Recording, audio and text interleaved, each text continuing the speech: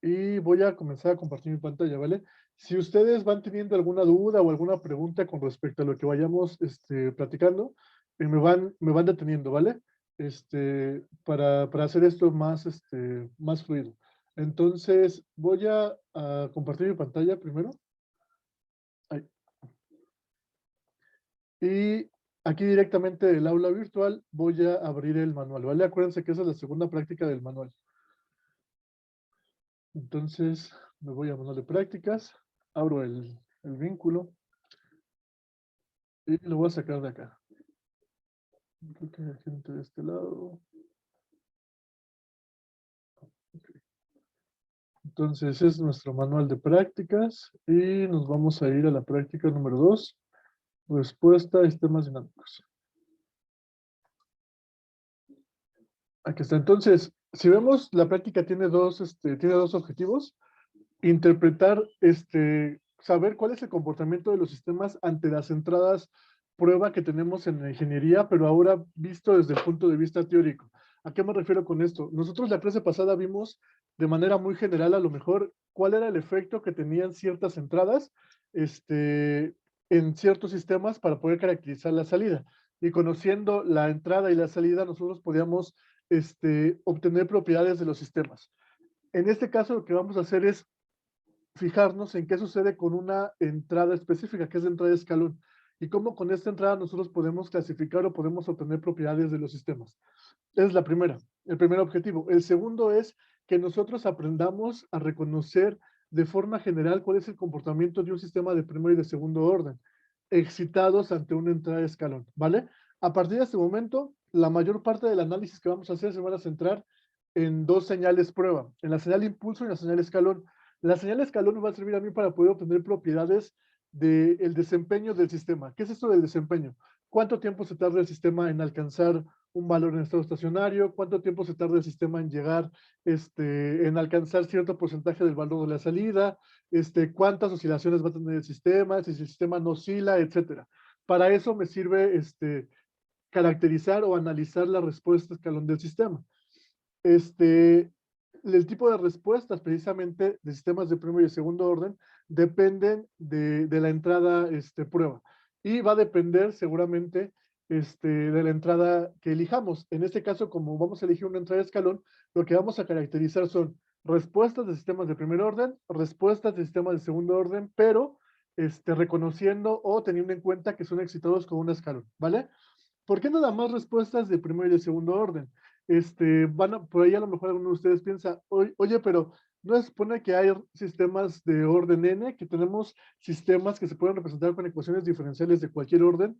Y sí, están en lo correcto. De manera general podemos tener un sistema que se encuentra representado por una ecuación diferencial de orden n. En este sentido, solamente nos enfocamos en sistemas de primero y de segundo orden, porque cualquier otra respuesta de cualquier otro sistema la podemos expresar a través de la combinación lineal de estos sistemas de primero y estos sistemas de segundo orden.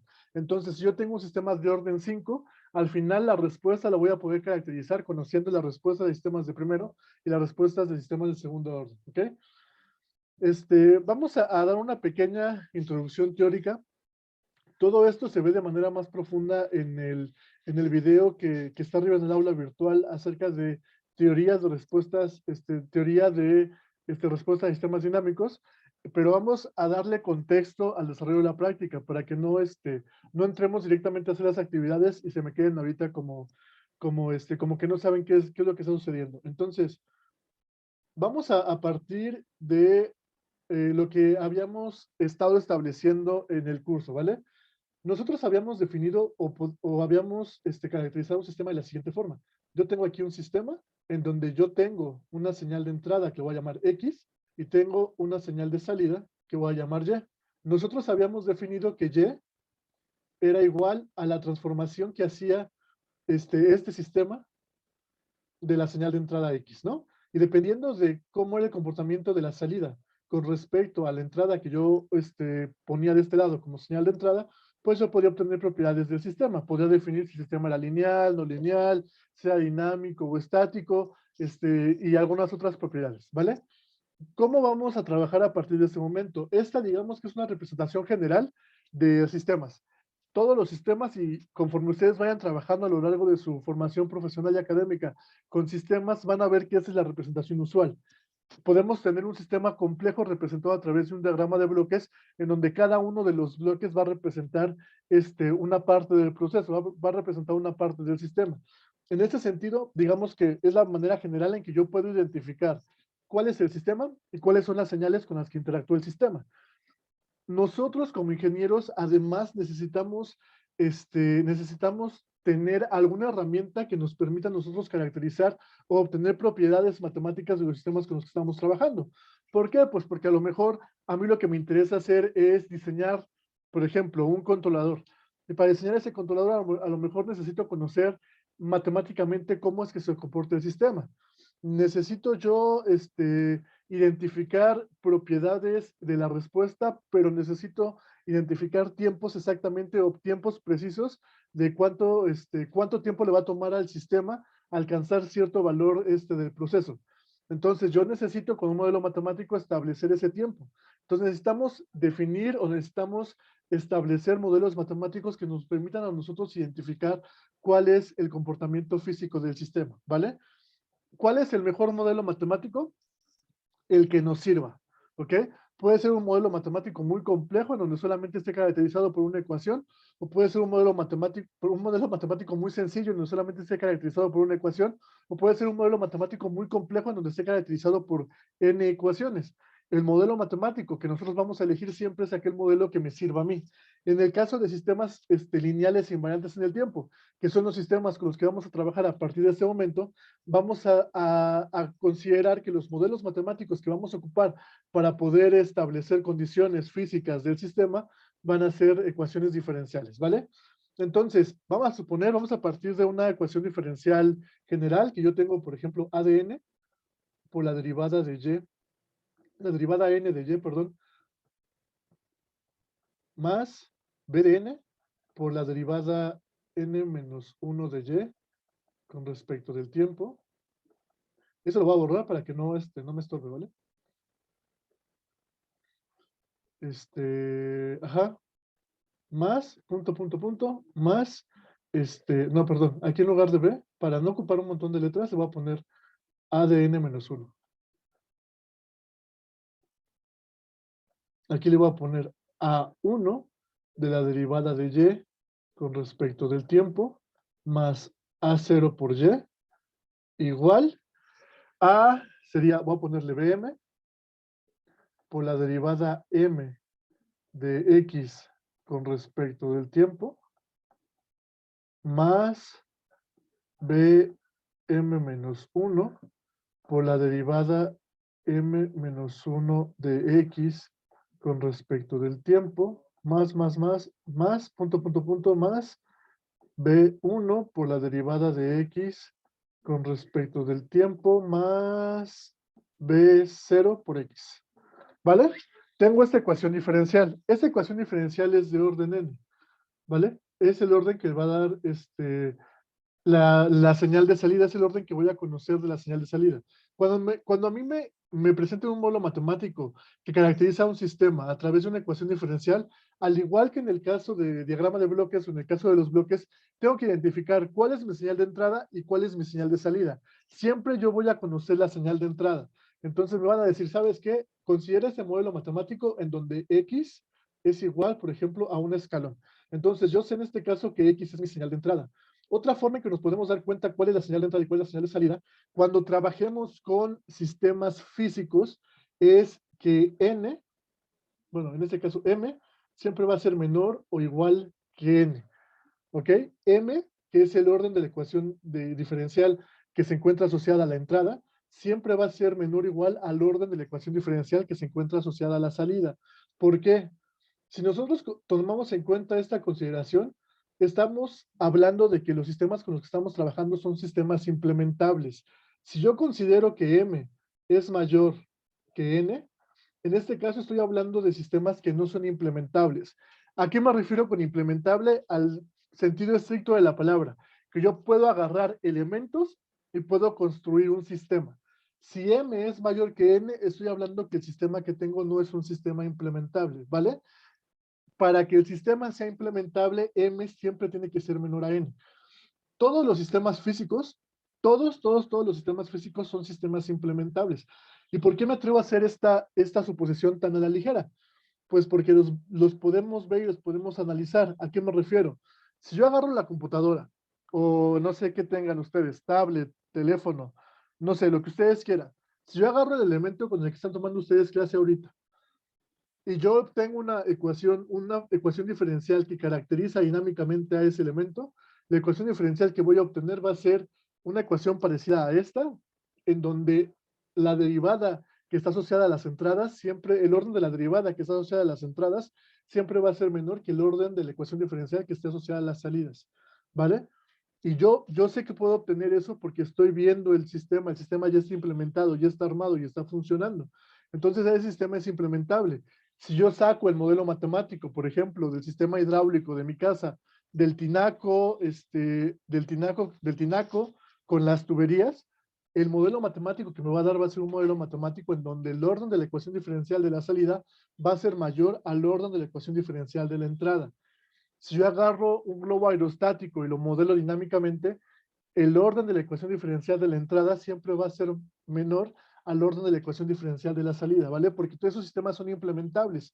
¿Cuándo sucede que no se cumpla esto? Cuando el sistema no es implementable. Y en ese sentido, por ejemplo, tenemos casos como los sistemas económicos, como los sistemas biológicos, como diferentes tipos de sistemas que existen, pero que si yo quisiera, por ejemplo, hacer una analogía entre un sistema económico y un circuito eléctrico, no lo podría hacer porque el sistema no lo puede implementar, ¿vale?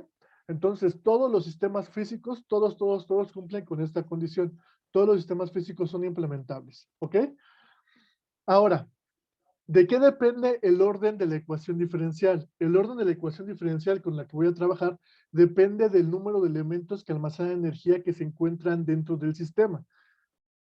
De manera general, podemos caracterizar a un elemento que almacena energía como los elementos que en un instante de tiempo almacenan energía y al otro instante de tiempo la regresan al sistema convertida en una cosa diferente. Por ejemplo, en el caso de los capacitores, que son elementos que almacenan energía, estos almacenan energía en forma de campo eléctrico en un instante de tiempo y al otro instante de tiempo regresan la energía en forma de voltaje. El inductor almacena energía en forma de campo magnético y al otro instante de tiempo regresa la energía en forma de corriente. Es decir, en un instante de tiempo almacena energía de una característica y al otro instante de tiempo la regresan en forma de otra variable eléctrica, de otra variable física. Por ejemplo, las ligas. Iba a traer una liga y no la traigo, pero hagan de cuenta la liga. La estiran y en este instante de tiempo, cuando están estirando la liga, están trabajando o están suponiendo que la liga tiene almacenada energía potencial. Cuando ustedes sueltan la liga, en ese otro instante de tiempo, la energía potencial de la liga se transformó a energía cinética. Entonces está en un instante de tiempo almacenando energía potencial y al otro instante de tiempo transformándose esa energía potencial en energía cinética. ¿Ok? La masa, por ejemplo, cuando yo trato de empujar la masa, en ese instante de tiempo la masa comienza a almacenar momentum. Al otro instante de tiempo, ese momentum se transforma en una fuerza. Entonces, almacena momentum en un instante de tiempo y al otro instante de tiempo se transforma en una variable física diferente. ¿Qué sucede con los elementos que no almacenan energía? Los elementos que no almacenan energía en el mismo instante de tiempo en el que está sucediendo el fenómeno, transforman la energía de un tipo a otro tipo. Por ejemplo, no sé si ustedes, yo espero que sí, conozcan las resistencias para calentar agua. Ustedes llenan su cubeta de agua, ponen la resistencia y la conectan.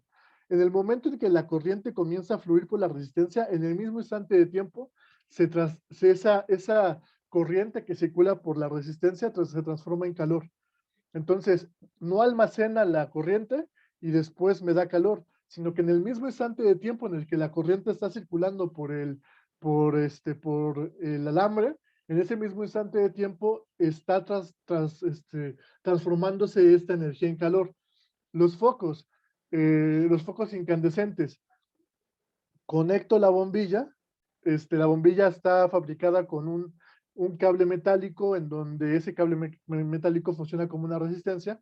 Al momento en el que yo prendo el interruptor, pasa la corriente por la resistencia y en ese mismo instante de tiempo se transforma en luz. No es que pasa la corriente por la resistencia y al siguiente instante de tiempo ya tengo luz. En ese mismo instante de tiempo me está generando la luz. Entonces, se dedican estos elementos solamente a disipar energía, a desperdiciar la energía y aventarla al ambiente. La fricción, por ejemplo, la fricción en el momento en el que yo paso por un plano que tiene fricción, además de que observo que se detiene el movimiento, lo otro que puedo observar es que, sí, lo otro que puedo observar es que lo que sucede con el sistema es que se calienta. Cuando hay fricción, se genera calor también, pero se genera en ese mismo instante de tiempo, ¿ok? Entonces, bajo esta perspectiva, el orden de la ecuación diferencial nos va a decir el número de elementos que almacenan energía que se encuentran dentro del sistema. En este caso, como esta ecuación diferencial es de orden n, quiere decir que tengo n elementos que almacenan energía, ¿vale? Ok, tengo n elementos que almacenan energía. Ahora bien, dependiendo del tipo de ecuación diferencial, yo voy a poder atribuirle ciertos valores al sistema. Por ejemplo, si la ecuación diferencial con la que estoy trabajando es una ecuación diferencial lineal, entonces el sistema va a ser un sistema lineal. Si la ecuación diferencial con la que estoy trabajando es un sistema no lineal, entonces, perdón, si la ecuación diferencial con la que estoy trabajando es no lineal, entonces el sistema con el que voy a trabajar va a ser un sistema no lineal, ¿vale? El tipo de ecuación diferencial me va a definir qué tipo de sistema cuál es el sistema con el que estoy trabajando, si un sistema lineal o un sistema no lineal. En este sentido, si la ecuación diferencial es lineal, el sistema es lineal. Si la ecuación diferencial es no lineal, el sistema será no lineal. ¿Ok? En el sentido de si el sistema es variante o invariante. Aquí quiero hacer una pequeña acotación, porque es un error muy común que yo he visto incluso en gente que estudia maestría en control y maestría en procesamiento de señales. Esta señal depende del tiempo. Esta señal depende del tiempo. Esta señal depende del tiempo. Esta señal depende del tiempo. ¿Ok? Esta señal X de T depende del tiempo. Esta señal X de T también depende del tiempo. Y esta señal X de T pues también depende del tiempo. Y pues esa también depende del tiempo. ¿Vale? En este caso, la señal de entrada, que es esta X de T, y la señal de salida, que es esta Y de T, ambas son señales que dependen del tiempo, ¿ok? Entonces, como estas señales dependen del tiempo, yo no puedo, yo no puedo caracterizar si el sistema es variante o invariante considerando a las señales, ¿vale? Porque las señales siempre van a depender del tiempo. Para que yo pueda definir si un sistema es variante o no con respecto al tiempo, o variante o no, variante o invariante con respecto al tiempo, me tengo que fijar en los coeficientes de la ecuación diferencial, que sería en este coeficiente, en este coeficiente, en este coeficiente, en este coeficiente, en este, en este, en este y en este, ¿ok? Los coeficientes de la ecuación diferencial me van a decir si el sistema es variante o no. En este sentido, la ecuación diferencial, lo que me va, perdón, los parámetros, los coeficientes de la ecuación diferencial, lo que se va a representar físicamente con esos coeficientes son los parámetros del sistema. ¿A qué me refiero? Los coeficientes de la ecuación diferencial van a representar resistencias, capacitancias, inductancias, masas, constantes de elongación, ¿qué más? Bueno, masas me refiero a los kilogramos. La medida de la masa, constante de elongación, coeficiente de fricción, resistencia de tuberías, volúmenes de tanque, es decir, son los parámetros físicos del sistema con el que estoy trabajando. Y los coeficientes de la ecuación diferencial van a ser los parámetros físicos del sistema con el que estoy trabajando. Si estos parámetros físicos dependen del tiempo, entonces el sistema es un sistema variante. Dicho de otra forma, si los coeficientes de la ecuación diferencial dependen del tiempo, entonces el sistema va a ser un sistema variante. Si los coeficientes de la ecuación diferencial son constantes, entonces el sistema va a ser invariante. Si los parámetros de la ecuación diferencial son constantes, entonces el sistema va a ser invariante. ¿vale? Por ejemplo, si yo tengo un sistema, ay, el amarillo no se ve, si yo tengo un sistema eléctrico, por ejemplo en donde R es constante y C es constante, este sistema va a ser un sistema invariante, porque tanto la resistencia como la capacitancia son constantes. Ese valor de voltaje va a depender del tiempo. El voltaje en la resistencia va a depender del tiempo. El voltaje en la capacitancia va a depender del tiempo. La corriente que circula por esta malla va a depender del tiempo. Lo que necesito que sea constante para poder determinar si el sistema es invariante o no es la resistencia, que es el coeficiente, y la capacitancia, que va a ser otro coeficiente. ¿Ok? ¿Cuál sería, por ejemplo, un sistema de sistema variante?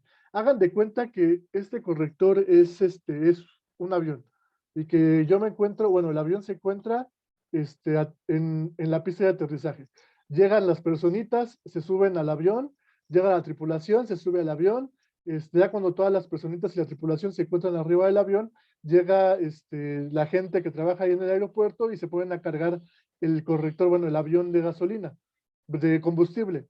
Cargan el avión de combustible y una vez que ya está lleno de combustible, el avión despega.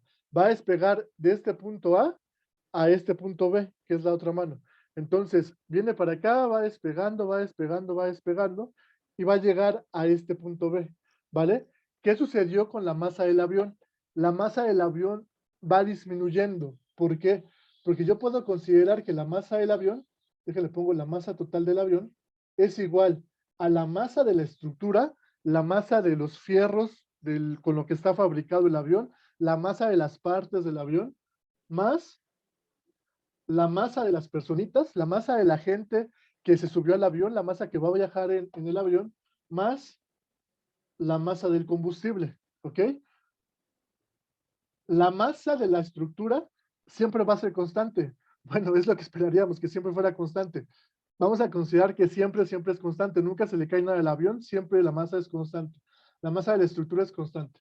Y con las personas también. Yo supongo que nadie se baja del avión a medio vuelo, entonces la masa de las personas también es constante. Pero ¿qué sucede con la masa del combustible? Mientras el avión va de un punto a un punto B, el combustible se va quemando, se va quemando, se va quemando. Entonces el combustible va disminuyendo conforme el avión va viajando de un punto A un punto B. Esto significa que la masa del avión o la masa total del avión es diferente a la masa total del avión. Bueno, voy a poner la masa total del avión en el despegue, es diferente a la masa total del avión en el aterrizaje. La masa total del avión en el despegue es más grande que la masa total del avión en el aterrizaje, porque el combustible se fue quemando, se fue quemando, se fue quemando. Entonces, el sistema total o el sistema visto, el avión, es un sistema variante en el tiempo. ¿Por qué? Porque la masa va cambiando conforme va cambiando el tiempo, conforme el avión va siguiendo su trayectoria, ¿ok? ¿Por qué? Pues porque la masa del combustible no permanece constante durante todo el tiempo en el que el avión está volando. Entonces, un avión en vuelo sería un ejemplo de un sistema variante en el tiempo. Lo mismo que un carro, lo mismo que un cohete, etcétera, ¿vale? ¿Dudas con esto? ¿Preguntas? ¿Todo va más o menos claro? Sí, todo claro. Ok, entonces tenemos que fijarnos en los coeficientes de la ecuación diferencial para determinar si el sistema es variante o no. El orden de la ecuación diferencial lo define el número de elementos que almacenan energía dentro del sistema. Y si es lineal la ecuación diferencial, el sistema es lineal. Si es no lineal la ecuación diferencial, el sistema es no lineal. ¿Ok? Vale, entonces, teniendo esto claro, vamos a pasar a lo que viene en la práctica. ¿De qué nos va a hablar la práctica el día de hoy? Entonces, esto lo voy a borrar. 3, 2, 1, se va.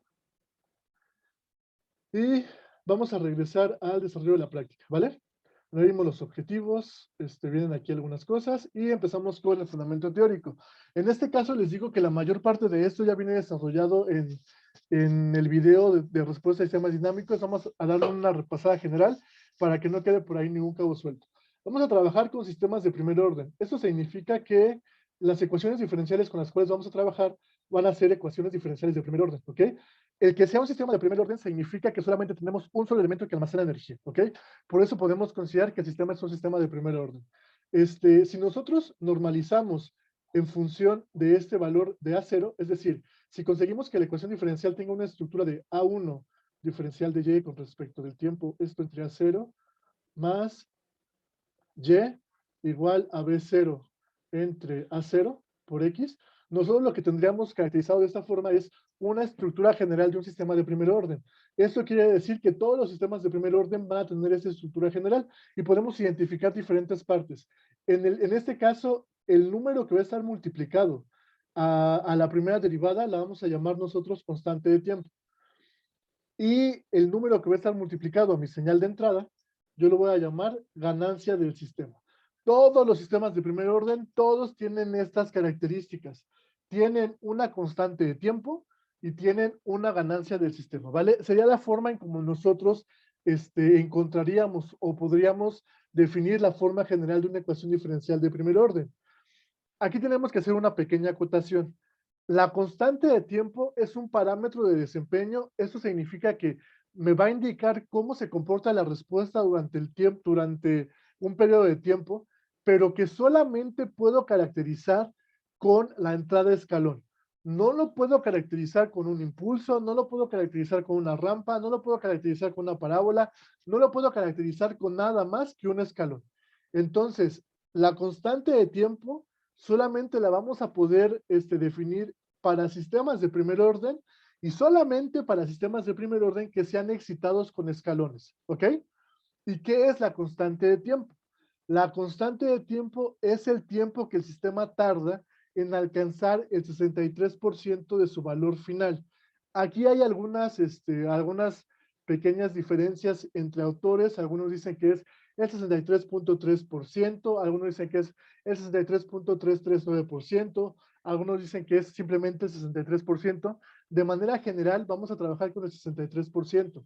El número correcto sería 63.339124256, pero como no, ¿para qué usamos tantos números? No podemos caracterizar, no podemos encontrar sí lo podemos encontrar de manera teórica, pero de manera práctica no me sirve a mí tener tantos decimales.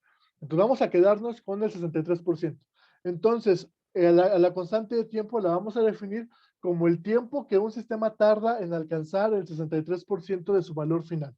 Solamente lo puedo caracterizar para sistemas de primer orden y solamente lo puedo caracterizar para sistemas que son excitados con un escalón. Para sistemas de primer orden que son excitados con un escalón. Y la ganancia del sistema, bueno, ¿todo claro con la constante de tiempo? Profe, ¿y eso es como una convención o tiene algún significado Tiene físico? un significado que espero que vean en su clase de teoría, que es parte de la solución de esta ecuación diferencial. Si yo obtengo la solución de esta ecuación diferencial para y igual, suponiendo una UDT unitaria, el 63% de 1, ¿cuánto es? 0.63. Entonces, si yo planteo una entrada a escalón unitaria y yo planteo que conozco esto, puedo conocer el tiempo. Y ese tiempo es la constante de tiempo. O la otra es que yo parto de que el tiempo, perdón, t es igual a tau. Y de la solución que obtenga de esta ecuación diferencial, sustituyo sustituyo tau en t y obtengo que el resultado me va a dar 0.63%. En realidad les digo que era 0.63 y feria. Pero parte de la solución de la ecuación diferencial no es convención. Parte de la solución de la ecuación diferencial. ¿Vale? Ok, profe. Ok. Entonces, la ganancia del sistema, bueno, ¿alguna otra duda?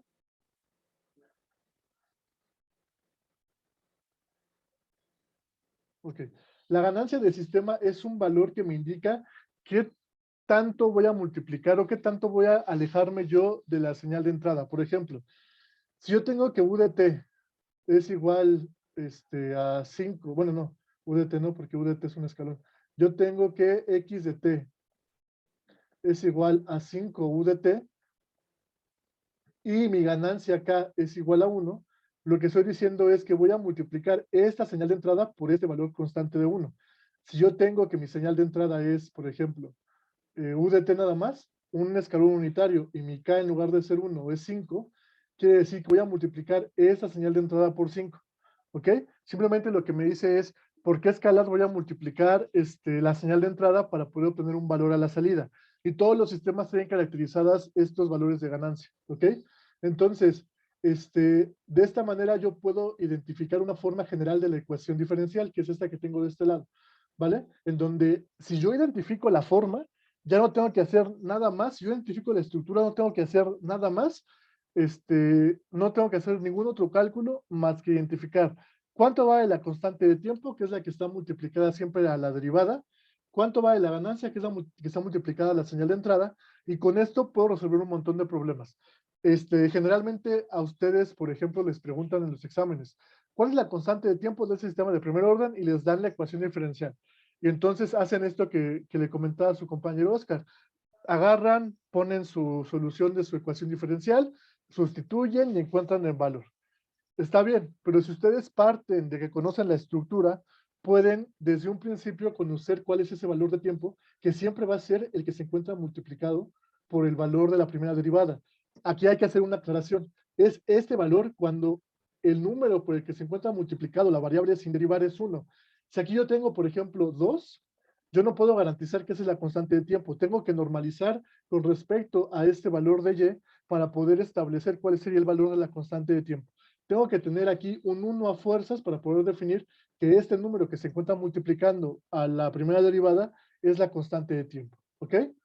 Vale. Entonces, aquí abajito viene de manera gráfica cómo se vería la constante de tiempo. Déjenlo un poquito más grande. Ahí está. Entonces, la constante de tiempo, en este caso, ¿cómo definimos la respuesta de un sistema? Pues podemos definirlo de dos formas. Todas las respuestas de todos los sistemas dinámicos tienen una parte transitoria y tienen una parte de respuesta permanente. En este caso, o respuesta en estado estacionario.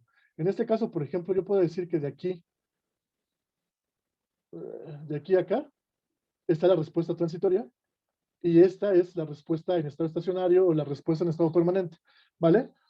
Acuérdense que todas las señales, perdón, todas las ecuaciones diferenciales, yo puedo dividir la respuesta en dos partes. La respuesta total es igual a la respuesta homogénea más la respuesta forzada, ¿se llamaba? Puedo dividir la solución en dos. Una respuesta que le vamos a llamar homogénea y una respuesta que vamos a llamar forzada, ¿vale? La respuesta homogénea para nosotros es la respuesta perdón, la solución homogénea para nosotros es la respuesta transitoria, ¿vale? La solución homogénea a una ecuación diferencial para nosotros es la respuesta transitoria y la respuesta forzada para nosotros es la respuesta en estado estacionario, ¿ok? Entonces vean cómo todo esto que estamos viendo ya lo conocen, todo esto que estamos viendo ustedes ya lo saben. Ah, particular, es que no, la verdad no recuerdo bien la nomenclatura, pero vamos a ponerle particular. Ahí está. Entonces, la respuesta homogénea es la respuesta transitoria y la respuesta particular es la respuesta en estado estacionario. ¿Ok? Todos los sistemas que se encuentran representados a través de ecuaciones diferenciales cumplen con esto y todos los sistemas van a tener una respuesta dividida en dos partes. Una respuesta transitoria y una respuesta en estado estacionario. ¿Vale? De la respuesta en estado estacionario yo puedo obtener el valor final de la señal, de la señal de salida, que en este caso este sería mi valor final. Para este ejemplo, mi valor final es igual a 1, ¿ok?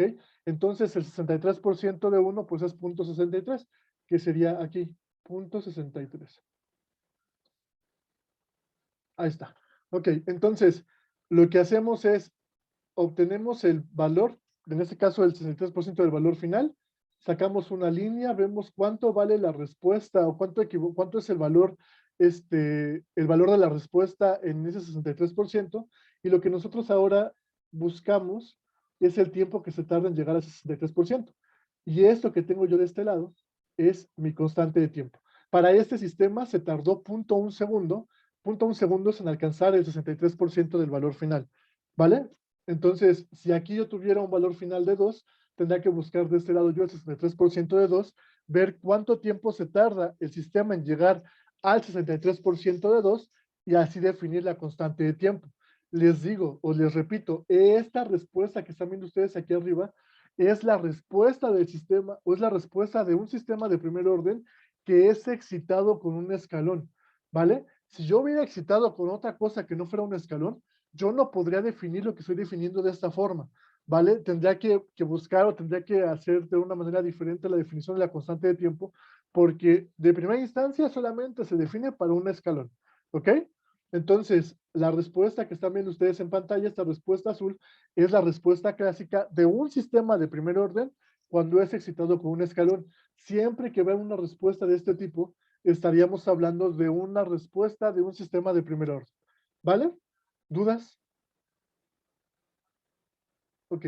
Y la constante de tiempo también me sirve a mí para poder definir cuánto tiempo tarda el sistema en alcanzar la respuesta en estado estacionario.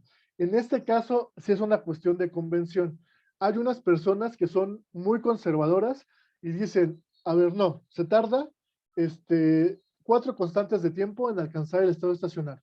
Entonces, partimos de 4 constantes de tiempo, contamos, aquí hay una, aquí hay 2, aquí hay 3, aquí hay 4, aquí hay 5. Y dice, no, pues miren, aquí ya alcanzó el estado estacionario del sistema. Entonces, la respuesta transitoria sería de aquí a acá, ¿vale? Aquí sería la respuesta transitoria. Hay otros que dicen, se tarda 5 constantes de tiempo.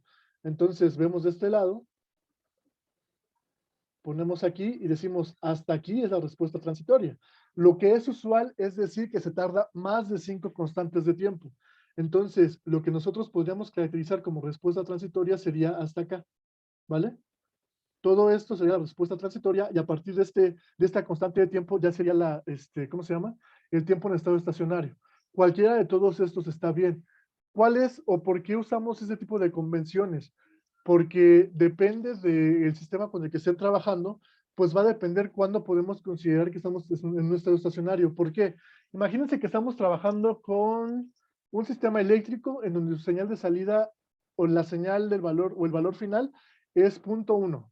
Entonces, podríamos decir que alrededor del valor de 0.05, 0.05, ya podríamos estar hablando de un valor final. Podríamos decir que el valor final se encuentra entre 0.05 y 0.09. Pero eso, para la aplicación, digamos que no es correcto, porque pues como el valor final es 0.1, 0.05 todavía sigue siendo un valor muy lejano a 1. Entonces tendríamos que establecer desde el punto de vista del sistema cuándo es que se alcanzó el valor en estado estacionario. ¿Cuánto tiempo se tarda en alcanzar el valor en estado estacionario? Si hablamos, por ejemplo, de un tinaco donde medimos el nivel de agua y decimos que el nivel de agua queremos que esté en 1 metro, pues a lo mejor 0.5 centímetros no es relevante para el metro, para toda la distancia que yo tengo. Entonces, a lo mejor con 4 constantes de tiempo ya alcanzaría yo el estado estacionario. Para que no haya ninguna confusión en el sentido de cuándo un sistema de primer orden alcanza el estado estacionario y por convención, vamos a decir que a partir de 5 constantes de tiempo, el sistema ya alcanza un valor en estado estacionario. De 5 constantes de tiempo para arriba, el sistema ya alcanzó un valor en estado estacionario, ¿ok? Es decir, el sistema se tarda 5 constantes de tiempo en alcanzar el estado estacionario, ¿vale?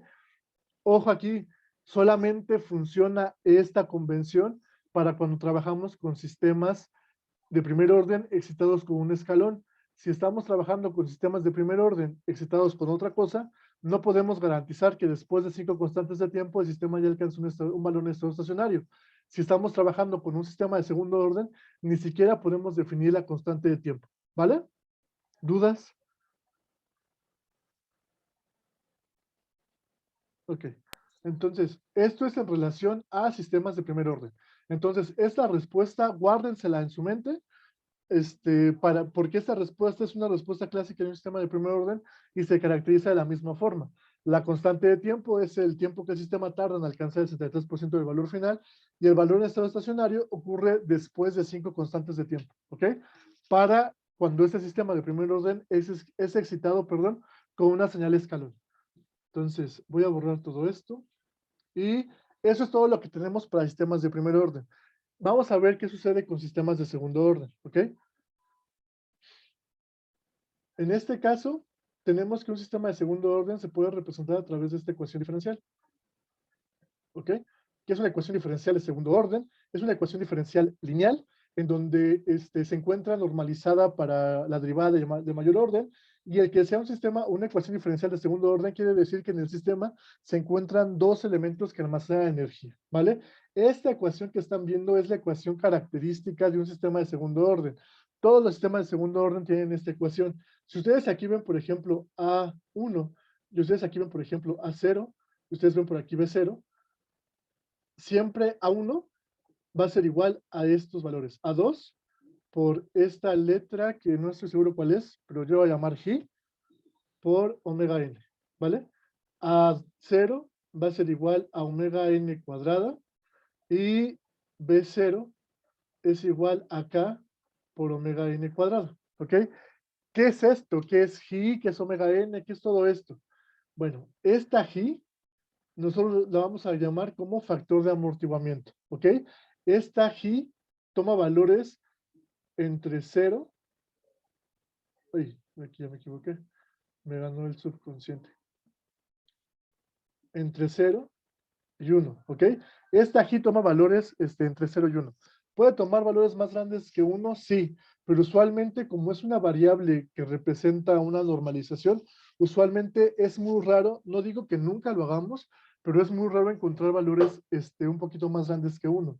Yo los más grandes que he visto han sido hasta 5 y eso ya son valores muy, muy grandes. Pero sí, claro, pueden ser valores mayores que 1.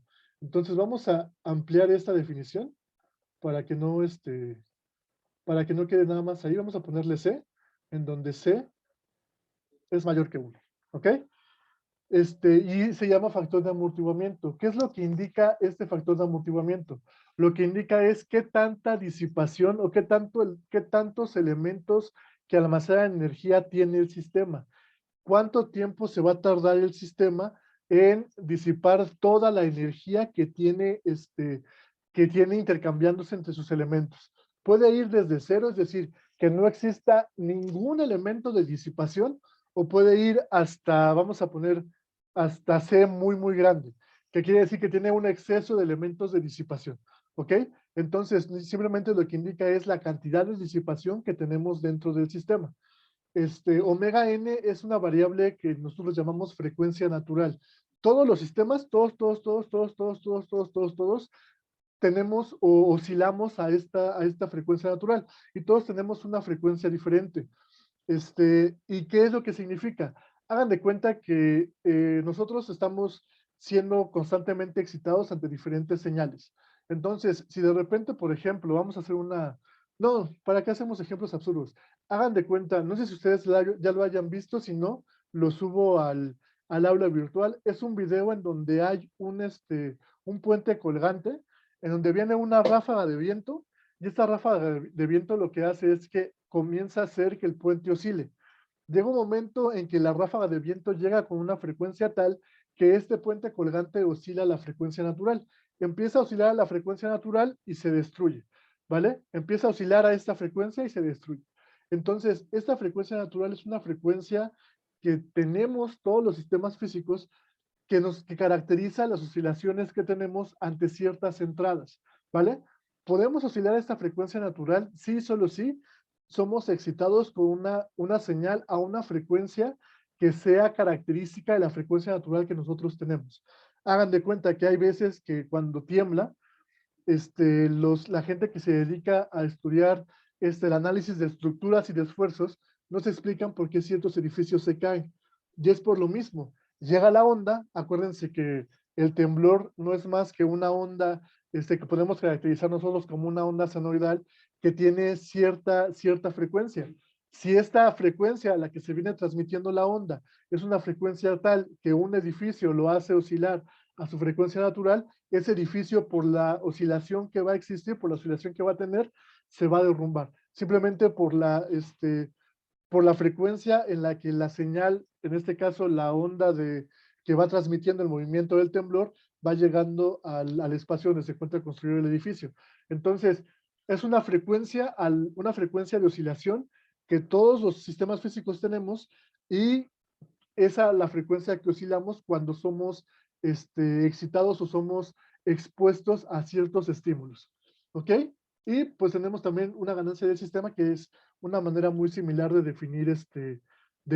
se define, perdón, de manera muy similar a como hicimos con los sistemas de primer orden. En este caso, las variables de desempeño van a depender directamente de la frecuencia natural y de la constante de amortiguamiento, ¿ok? ¿Y en qué sentido? En el sentido siguiente.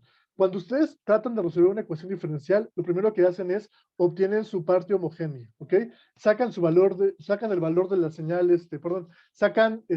hacen que la señal de entrada o hacen que la función de la cual depende su ecuación diferencial sea igual a cero y obtienen un polinomio característico. En este caso, si yo hago eso de este lado, lo que voy a tener es un operador derivada al cuadrado multiplicado por y, perdón, más un operador derivada multiplicado por y más y igual a 0, ¿no? Eso es lo que yo tengo. Lo que se hace usualmente es que todo esto ¿cómo se llama? Se factoriza y obtenemos un polinomio característico, ¿vale? Eso es lo que usualmente hacemos.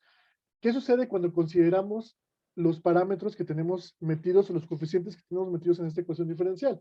Eso se transforma de la siguiente forma. D cuadrada de y más 2 veces el coeficiente de fricción. Cada vez hago más fea esa letra. Omega n por d por y más omega n cuadrada por y. Esto igual a 0.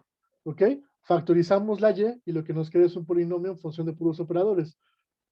El operador cuadrado más 2 por el factor de amortiguamiento omega n por el operador más omega n cuadrada. Todo esto es igual a 0. Y obtenemos los valores característicos de esta ecuación diferencial, bueno, de este polinomio. ¿Ok? ¿Cuántos valores característicos vamos a obtener?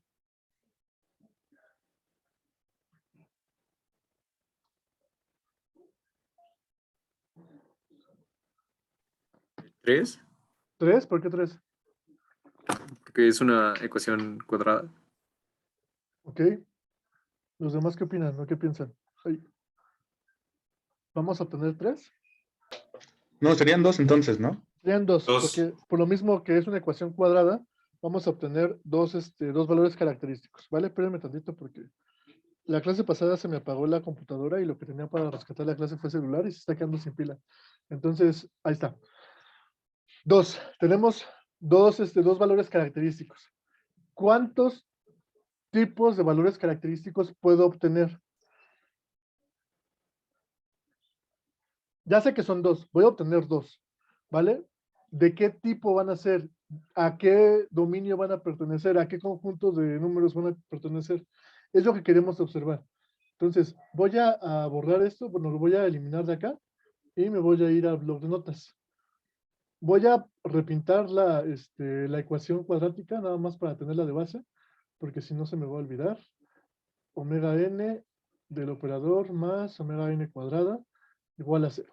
Entonces, sé que voy a obtener dos y voy a obtener varios pares de diferentes tipos. Entonces, lo que vamos a hacer es, vamos a resolver esta ecuación, vamos a obtener las raíces con la ecuación general de segundo grado, ¿vale? ¿Cómo quedaría mi ecuación general? Les ayudo. Menos, Es b cuadrada, ¿no? Más o menos la raíz cuadrada de ajá, ¿y cuál es b en este caso? 26. Ah, bueno, no alcanzo a ver No, no bien. es un 6, pero es 2 Bueno, 2. por el factor de amortiguamiento por omega n al cuadrado. Ajá, después. Sería más o menos la raíz. Ajá.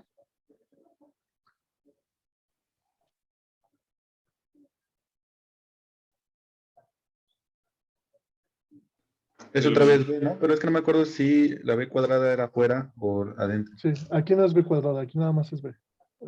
Aquí está. Y adentro sería el 2 amortiguamiento al cuadrado, ¿no? Ajá, aquí sí sería 2 factor de amortiguamiento omega n al cuadrado menos 4a, que en este caso es 1, por c, que es omega cuadrado. Omega n cuadrado. Todo esto entre 2 por a, que sería 2. ¿Ok? Vale, entonces vamos a ir reduciendo esta ecuación. Aquí va a quedar el factor de amortiguamiento, omega n, más menos un medio de la raíz de 4 por el factor de amortiguamiento al cuadrado por omega n cuadrada menos 4 por omega n cuadrada. Puedo factorizar este omega n cuadrada y lo que me va a quedar es el factor de amortiguamiento, omega n más menos 1 entre 2, de una vez, 2 omega n raíz de, ¿no es cierto?, del factor de amortiguamiento al cuadrado menos 1. Con este se va a ir y lo que me queda es el factor de amortiguamiento por omega n más menos omega n por la raíz cuadrada del factor de amortiguamiento menos 1. Y aquí está ya la solución. Las raíces tienen que ver con esta ecuación, ¿vale? Vamos a caracterizarla de manera muy, muy rápida. Cuando el factor de amortiguamiento es igual a 1, lo que voy a tener de este lado es que estas raíces van a tener esta forma. Omega n más menos omega n por 1 al cuadrado me va a dar 1 menos 1, 0, ¿no? Aquí está. Entonces, tengo que las dos raíces van a ser igual a ¿qué cosa? A omega n. Cuando el factor de amortiguamiento es igual a 1, tengo dos raíces reales iguales. Acuérdense que estamos trabajando con un sistema de segundo orden. Por lo tanto, las raíces en este caso van a ser iguales y van a ser iguales y van a ser aparte reales. A los sistemas que cumplen con esta característica se les conoce como críticamente amortiguados.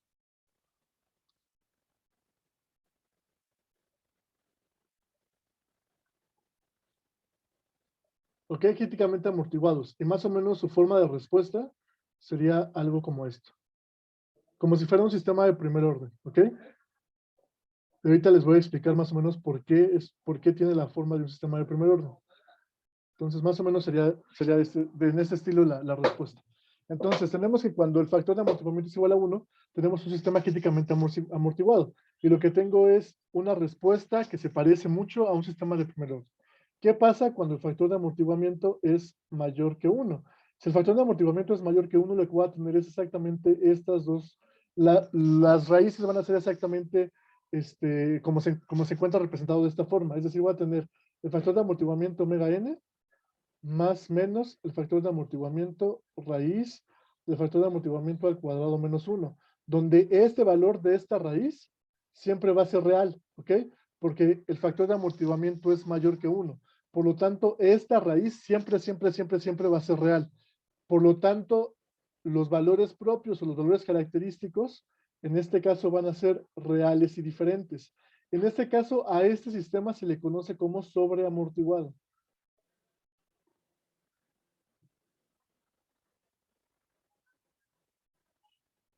¿Ok?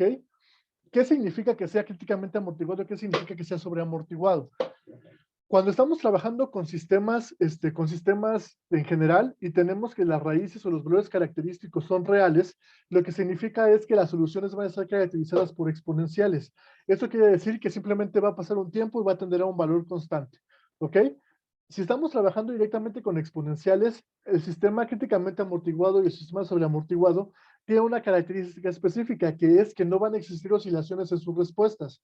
Acuérdense que en este caso, como son variables o son raíces o valores característicos reales, las respuestas van a ser exponenciales. Entonces, no va a existir ningún tipo de oscilación. No existe ningún tipo de oscilación en la respuesta. Por eso estamos diciendo que son críticamente amortiguados y sobreamortiguados. El críticamente amortiguado significa que es un valor de amortiguamiento en donde apenas dejaron de existir las oscilaciones. Es el punto de inflexión, vamos a llamarlo de esta forma, en donde dejaron de existir oscilaciones. Y el sistema sobreamortiguado es un sistema en donde tengo amortiguamiento de más. Vamos a verlo de esta forma. Tengo amortiguamiento de más, por lo tanto las oscilaciones que podría yo tener no van a existir porque me sobra amortiguamiento. ¿Ok? ¿Qué pasa en el caso de los sistemas, ¿Qué pasa en el caso de cuando la raíz es igual a 0?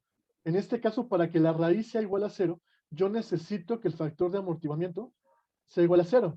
Si el factor de amortiguamiento es igual a 0, este valor se hace 0, este valor se hace 0, este valor pues no se hace 0, pero me queda como resultado nada más esto, más menos omega n por la raíz de menos 1. ¿Ok? ¿Esto qué significa?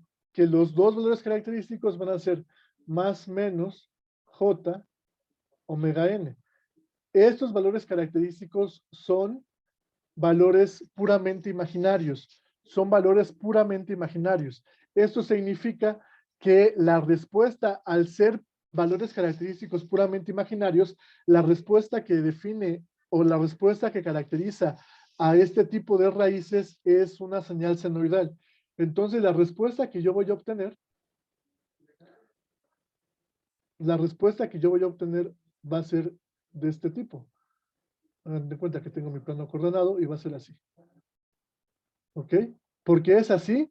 Porque porque los valores característicos son puramente imaginarios. A esta respuesta se le conoce como no amortiguada. Esto quiere decir que no existe ningún amortiguamiento, por lo tanto, solamente lo que va a existir va a ser intercambio de energía entre elemento que almacena energía 1 y elemento que almacena energía 2. Hagan de cuenta, lo que sucede con estas respuestas es como si tuviéramos un resorte que estamos estirando y estamos dejando de estirar conectado a una masa. Entonces, lo que sucede cuando no existe amortiguamiento es que la masa y el resorte siempre se van a mover así. Siempre se van a mover así. Entonces van a estar oscilando en forma senoidal a una frecuencia natural. ¿Qué frecuencia? Omega n. ¿Ok? Entonces, este tipo de respuestas es lo que se logra cuando excitamos a los sistemas con ciertas señales que ocasionan que el sistema se ponga a oscilar. Precisamente vamos a obtener una respuesta de este estilo, en donde la frecuencia de la señal senoidal es omega n. ¿Vale? ¿Dudas? ¿Todo claro para todos? Ok. Y después hace falta solamente un caso. ¿Qué sucede cuando el factor de amortiguamiento es mayor que 0, pero es menor que 1? ¿Qué pasa en este caso?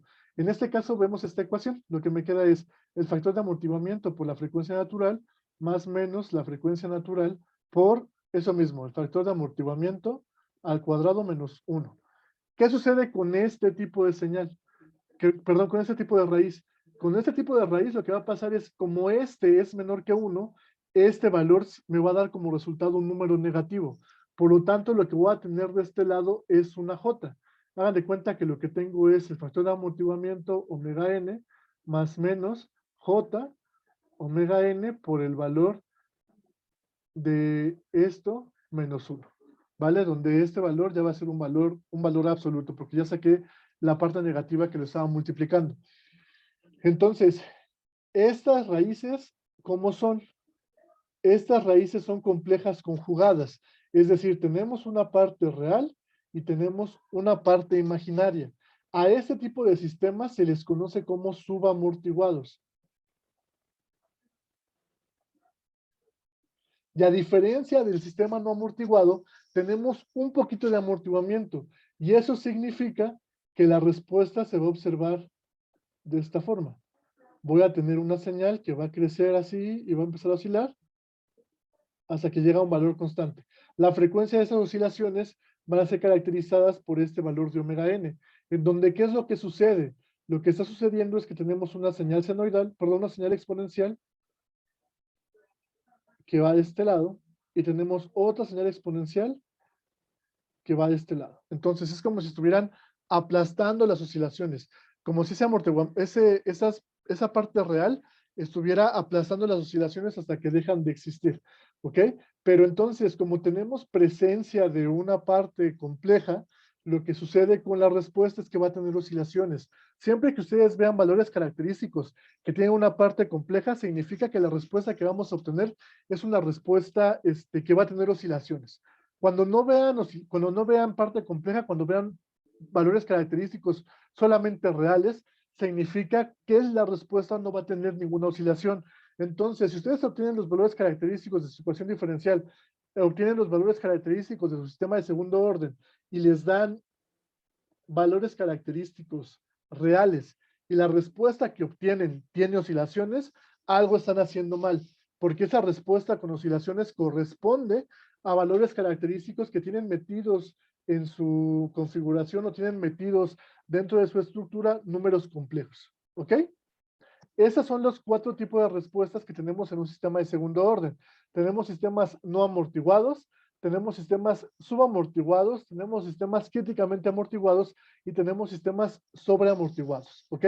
Todos los sistemas de segundo orden tienen estas 4 respuestas. ¿Cuándo? Cuando son excitados con una señal escalón, ¿ok? Si los excitamos con otra cosa, no vamos a poder obtener o no vamos a poder caracterizar este tipo de respuestas. Solamente las vamos a poder caracterizar cuando son excitados con señales escalón, ¿ok? ¿Dudas? ¿Preguntas? ¿No? Ok. Vale, pues. Entonces, ¿qué vamos a hacer en el desarrollo de la práctica? Lo que vamos a hacer es determinar o vamos a tratar de identificar qué sucede con estas respuestas, tanto la respuesta de un sistema de primer orden, perdón, como las respuestas de un sistema de segundo orden. Entonces, voy a borrar esto. 3, ¿sí lo puedo borrar? 3, 2, 1. ¿Se va? Ok, entonces se va. Y vamos a ver la práctica, ¿ok? Le digo, todo esto viene desarrollado de manera más general en el video de sistemas, de respuesta a sistemas dinámicos, ¿ok? E incluso viene todavía más general y más profundo que lo que viene en el fundamento teórico. Entonces, échenle una ojeada y para ver si se aclaran las dudas que vayan teniendo. Y si no, pues me van comentando para aclararlas, ¿vale? De todas maneras, si ahorita tienen alguna duda, pues me van diciendo para irlo desarrollando. Ok, aquí está. Desarrollo, actividad 1, respuesta a escalón de un sistema eléctrico de primer orden. Considere un sistema eléctrico como el mostrado en la figura 23, bueno, en el caso sería figura 22, que es cuya representación matemática es la siguiente. Aquí está. Esta ecuación diferencial, ¿de qué orden es? 1. De De orden primer uno. orden. Es de primer orden. Por lo tanto, caracteriza un sistema de primer orden, ¿ok? ¿Cuál sería la constante de tiempo de esta ecuación diferencial?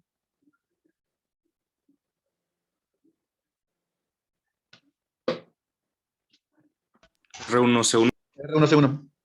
R1 por C1. ¿Cuál sería la ganancia? B1. Sería 1. La ganancia en este caso sería 1. ¿Vale? Entonces ya tenemos caracterizada la constante de tiempo y tenemos caracterizada la ganancia del sistema, ¿vale? Ok. Este sistema que están viendo aquí arriba es el sistema esquemático, es el sistema con el que vamos a trabajar. En ese sentido tenemos un solo elemento que almacena energía, que es el capacitor. Cuando hacemos modelo matemático necesitamos establecer una señal de entrada y una señal de salida. La señal de entrada pues está dada por esta fuente que tenemos de este lado y la señal de salida puede ser cualquier variable. El voltaje en la resistencia, la corriente en el capacitor o el voltaje en el capacitor. En este caso siempre tratamos de elegir una variable que se encuentre directamente asociada al elemento que almacena energía, al capacitor. Entonces yo tendría el voltaje del capacitor de este lado o la corriente del capacitor. ¿Por qué elegimos el voltaje? Porque en la práctica lo que buscamos es, en un sistema, elegir salidas que podamos medir. ¿Con qué objetivo? Con el objetivo de que podamos nosotros representar o podamos nosotros definir cómo es la salida con respecto a la señal de entrada que estamos implementando. Imagínense, yo elijo la corriente, pero no tengo con qué medir la corriente. ¿Cómo le hago para caracterizar el sistema si no conozco o no tendría yo que conocer más que la entrada y la salida? Pues no voy a poder porque no voy a conocer la salida porque no la puedo medir. Entonces tenemos que elegir variables de salida que podamos o tengamos acceso a la medición. En este caso, pues eligió el voltaje, ¿ok? Entonces, la entrada es este voltaje, que es el voltaje de la fuente, y la salida es el voltaje del capacitor, ¿vale? Ok, ¿qué me dice? El sistema representado por la ecuación 19, implementado en Simulink, ¿ok? Vale. Lo que vamos a hacer en lugar de implementarlo en Simulink es ocupar unos simuladores que están en el aula virtual. Si se instaló el simulador del generador, estos no tienen por qué instalar nada más. Lo pueden abrir directamente sin ningún problema. ¿Y en dónde están estos simuladores? Dejen, quito este tantito y me voy para acá. En respuesta a sistemas dinámicos, donde dice simuladores, respuesta a sistemas. Entonces, vamos a abrirlos en otra pestaña para que lo podamos descargar. Sistema de primer orden. Lo descargamos. Les juro que tampoco tiene virus. Que lo descargue de todos modos.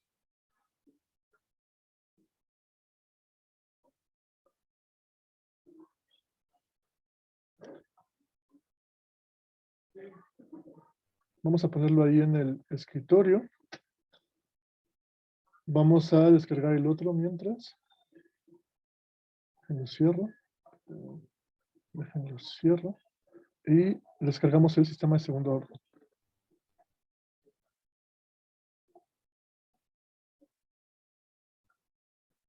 También que lo guarde aquí.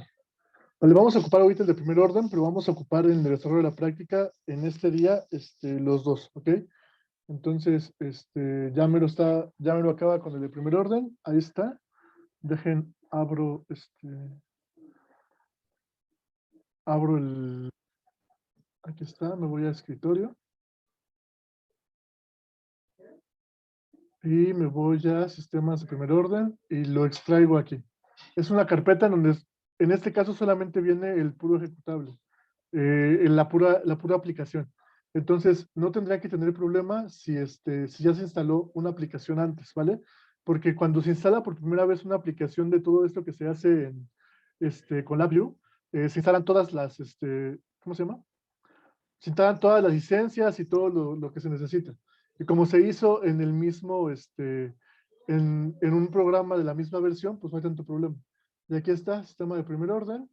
Aquí viene de todas maneras el instalador, pues si tienen algún problema para que lo instalen, en Setup lo instalan allá. Yo me voy a ir directamente a la aplicación y se llama SPO. Y va a abrir una pestaña similar a la del simulador del generador de funciones, que es algo como esto, ¿ok? Solamente que en este caso lo que tenemos es un sistema de primer orden representado a través de modificar en el sistema de primer orden. Lo que se puede modificar es el valor de la resistencia y el valor de la capacitancia. ¿Cómo vamos a hacer este experimento? ¿Cuál es el objetivo? Como lo vimos hace ratito, la constante de tiempo, tau, depende de R y depende de C, ¿ok? Es decir, si yo modifico R, voy a modificar la constante de tiempo. Si yo modifico C, voy a modificar la constante de tiempo. Y es lo que quiero que observemos de este lado. Lo que vamos a hacer es, vamos a fijar un valor de capacitancia, vamos a dejarlo en 0.22 micros y vamos a modificar el valor de la resistencia. Aquí tengo 20, vamos a aumentarlo a 100. Y entonces, aquí perciban cómo existe este cambio, ¿vale? Cómo tenemos un cambio en la respuesta. Aquí mismo, para observar qué sucede, vamos a ponerle 200. Y vean cómo se va incrementando el tiempo que el sistema tarda en alcanzar un valor en estado estacionario. El tiempo lo podemos identificar en esta curvita. Esta curva se está haciendo cada vez más y más larga, más y más larga. Conforme avanzamos en el aumento de la resistencia, se va haciendo más grande. Entonces, le voy a poner aquí, vamos a aumentarlo al doble, 400. Vean cómo se está haciendo más prominente. Vamos a ponerlo en 800.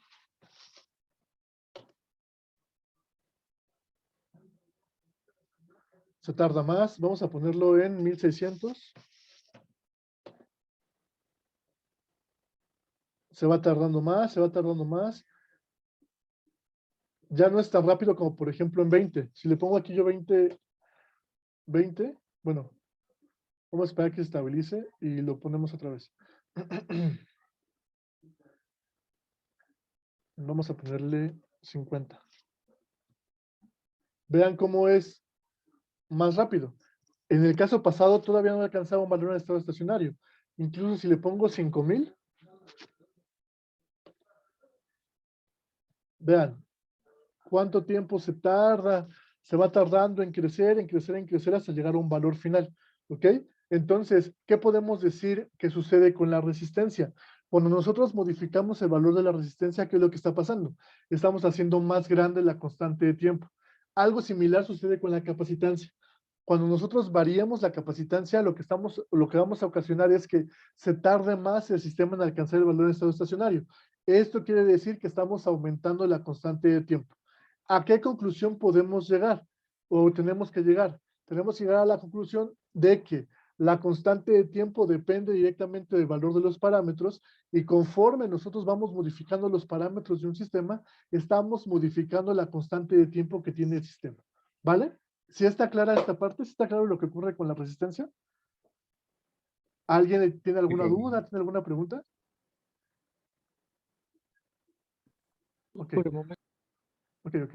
Entonces, ¿qué falta de esta parte? Ya checamos, miren, todavía ¿cuánto tiempo llevo aquí hablando y todavía no llega al valor estacionario? Quiere decir que con 5000 la constante de tiempo se hizo muy, muy grande.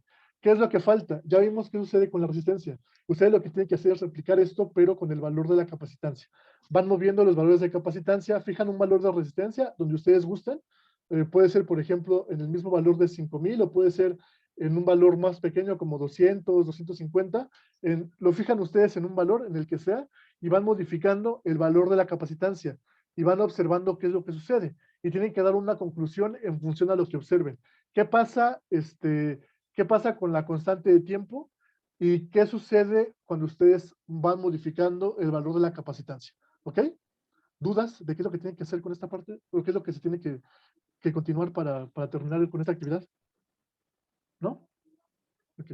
La práctica que yo haga. Déjenme minimizo esto, hago más chiquito esto y... Ahí está. Aquí está. ¿Qué es lo que me piden? Me dicen, bueno, me dan la entrada, me dan la salida, me dicen, ajá, en lugar de representarlo en Simulink, vamos a subir esta parte con el simulador. Es más fácil de observar qué sucede con el movimiento de la capacitancia y la inductancia a programarlo en bloques, ¿vale? Vamos a hacerlo con el simulador, ¿ok? Y coloque, ¿ok? ¿Qué pasa con la respuesta cuando se modifica el parámetro R1? ¿Qué sucede cuando ustedes van modificando el parámetro R1? ¿Qué sucede con la respuesta? ¿Qué pasa en función con la constante de tiempo? ¿Qué es lo que pueden concluir de esta modificación de parámetros? Después cambien el valor de C1 y vean también qué sucede. ¿Ya vieron qué pasa con el valor de la constante de tiempo cuando modifican R1? Modifiquen ahora C1. ¿Qué va a pasar cuando ustedes modifican C1? Se va a modificar la constante de tiempo, va a cambiar la respuesta del sistema, se va a hacer más rápido, se va a hacer más lento. ¿Qué sucede cuando ustedes modifican la capacitancia? ¿Ok? Y ya, ¿vale? Tienen que responder esas dos preguntas. ¿Qué pasa cuando modifican la resistencia? ¿Y por qué creen que pase eso o por qué sucede eso? ¿Y qué pasa cuando modifican la capacitancia? ¿Qué pasó cuando modificaron la capacitancia que no pasó cuando modificaron la resistencia? ¿Cómo afecta la capacitancia la constante de tiempo? ¿Vale? ¿Dudas? ¿Preguntas? Profe, el Oh, simulador solo es para Windows, ¿verdad? sí, pero lo puedo exportar para otro software. Nada más díganme cuál y lo exporto. En mi caso sería para MacOS. Ay, no seas malito porque se me va a olvidar y no tengo dónde anotar. Mándamelo por WhatsApp o por correo para que lo exporte. Sí, gracias. ¿Vale? Ok. ¿Alguna otra duda? ¿No? Ok.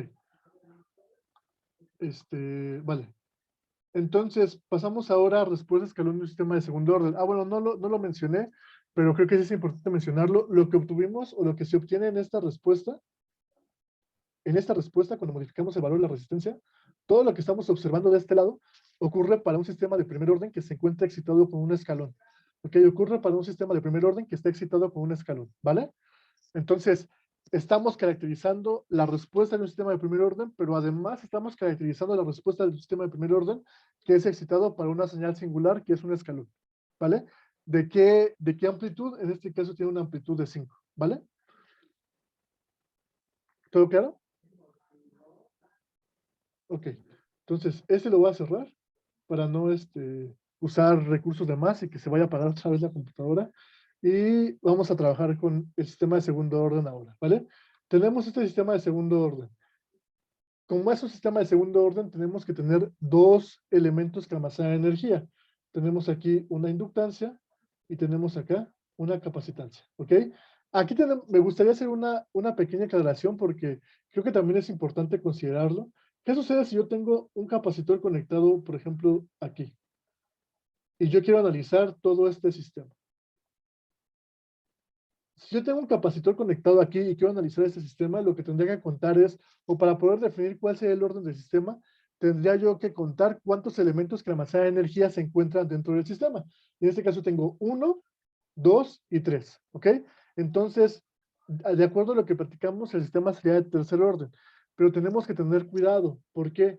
Porque esta conexión o de esta conexión podemos obtener nosotros un capacitor equivalente. ¿Ok? Entonces lo que tendríamos en realidad sería un elemento que almacena energía, que sería este, y tendríamos dos elementos que almacenan energía por esta equivalencia que podemos obtener de este lado. Entonces el sistema sería siendo un sistema de segundo orden, ¿vale? Entonces tenemos que tener cuidado nada más en cómo se encuentran interconectados, porque de esta forma yo podría pensar que el sistema con el que voy a trabajar es un sistema de tercer orden, pero no, sigue siendo un sistema de segundo orden, porque yo puedo aplicar una reducción de este lado. ¿Qué pasaría, por ejemplo, si yo considero que en lugar de tener un capacitor conectado en paralelo como lo tenía ahí, yo tuviera un inductor acá?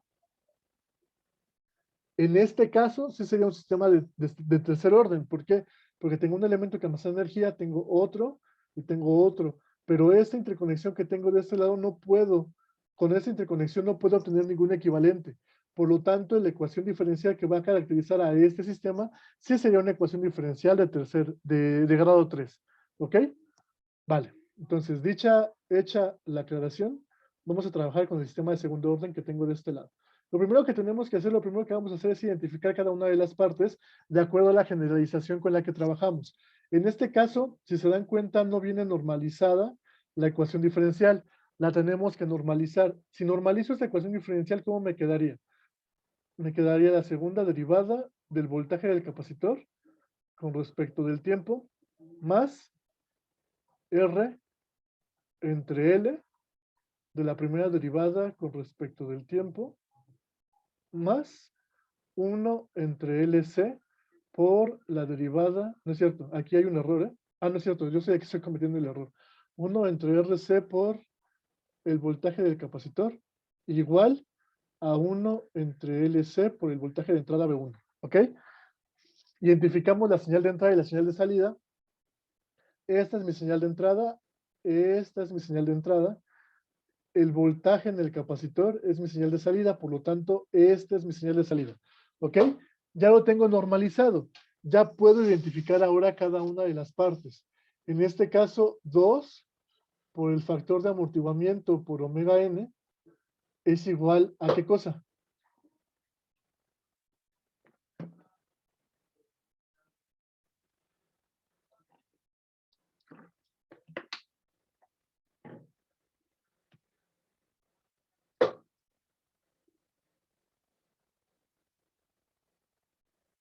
Aquí es igual 2 por el factor de amortiguamiento por omega n, de la forma general de la ecuación diferencial de segundo orden.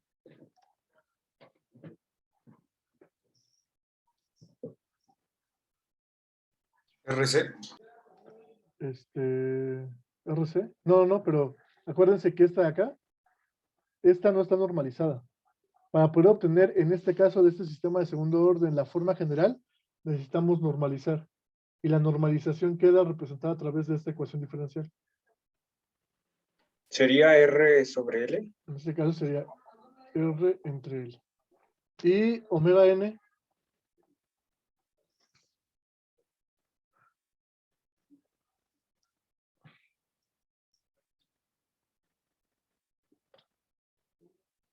Uno sobre LC.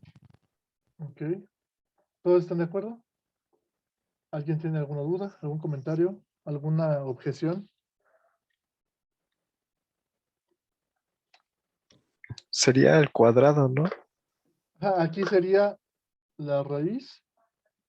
1 entre la raíz, bueno, la raíz de 1 entre LC o omega n cuadrada igual a 1 entre LC, ¿no? Que digamos que de la forma general o de la forma característica que vimos, sería esta ecuación, RL, y sería esta ecuación de acá, ¿ok? Vale, ya tenemos caracterizado esto. ¿Cómo podríamos caracterizar el factor de amortiguamiento desde esta ecuación? Pues simplemente lo despejamos de acá. Yo sé que 2 factor de amortiguamiento omega n es igual a R entre L. Pero también conozco omega n. En ese caso, omega n es 1 entre la raíz de LC. Entonces, lo que yo puedo obtener con esto es 2 por 1 entre la raíz de LC por el factor de amortiguamiento igual a 1, no, perdón, a R entre L. ¿Ok? Despejamos y lo que me queda es que el factor de amortiguamiento es igual a R por la raíz de LC entre 2 por L, ¿ok? ¿Cómo le hago para reducir esto?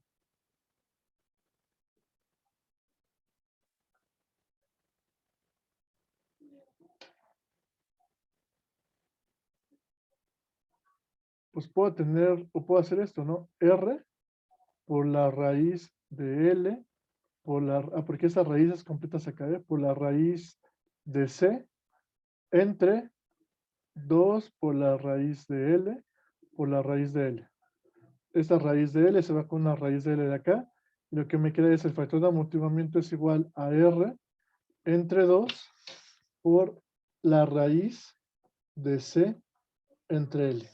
¿Vale? Entonces, ¿qué podemos concluir del factor de amortiguamiento?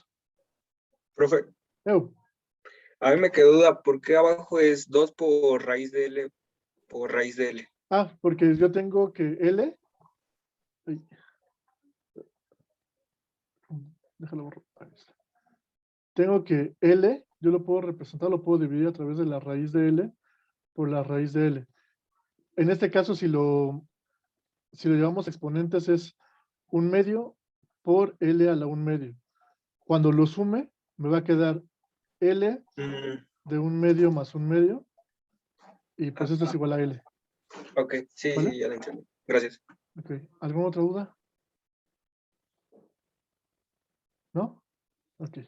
Entonces, ¿qué podemos concluir o qué me podrían decir en función de este factor de amortiguamiento? Bueno, para empezar, y lo planteamos de esta forma. Omega n depende solamente de quiénes, de los elementos que almacenan energía, ¿ok? Solamente depende de los elementos que almacenan energía. Entonces, la frecuencia natural que tienen los sistemas dinámicos solamente van a depender de los elementos que almacenan energía. Si tengo un sistema que no tiene elementos que almacenan energía, pues no va a tener una frecuencia natural. Y solamente va a depender esta frecuencia natural de los elementos que se encuentran dentro de su estructura que tienen la capacidad de almacenar energía, ¿vale? ¿Y qué me pueden decir ahora ustedes del factor de amortiguamiento?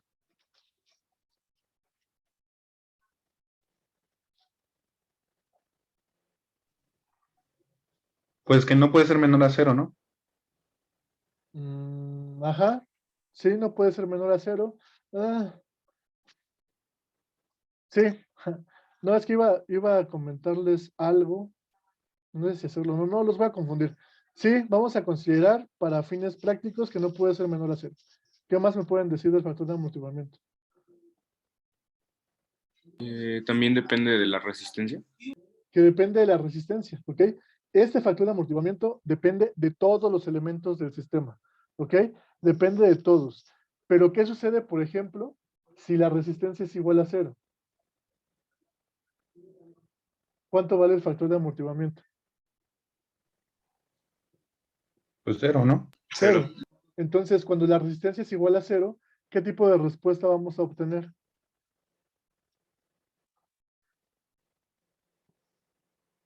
La no amortiguada. Una no amortiguada, ¿ok? Ahora, una pregunta para que nos pongamos a reflexionar. En la realidad, podemos tener un sistema que no sea amortiguado. Bueno, antes de que nos pongamos a filosofar con respecto a esto, ¿sí se entiende cuando decimos que un sistema es amortiguado? Hablábamos de era como que la pérdida de energía, ¿no? O una disipación. Ajá, Algo. ándale. ¿Para todos está claro? Vamos a suponer que sí. Bueno, Sí. yo no tengo como muy claro, o sea, el concepto de, o sea, a qué se refiere físicamente que un sistema sea amortiguado. ¿Usas bicicleta, Diego? Sí. ¿Qué pasa, por ejemplo? Bueno, no sé, soy muy viejo yo. ¿Qué pasa si tu bicicleta no tiene amortiguador? No, pues sientes Sientes duros los topes. ¿Para qué es el amortiguador de la bicicleta? Es para aligerar eso, ¿no? Los golpes secos.